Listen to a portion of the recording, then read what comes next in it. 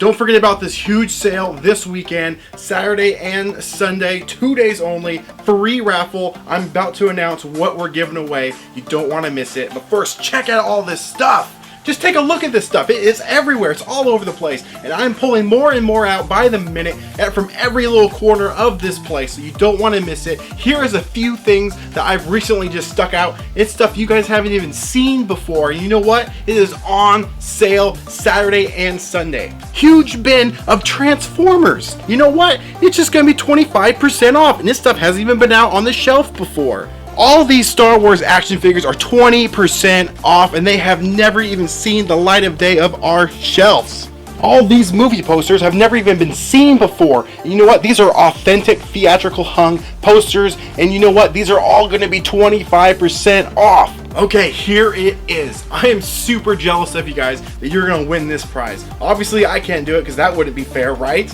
So here it is. You're gonna meet this guy. You know him, you love him, Walking Dead, and the huge success on season 2 of Daredevil. That's right, the Punisher, Shane.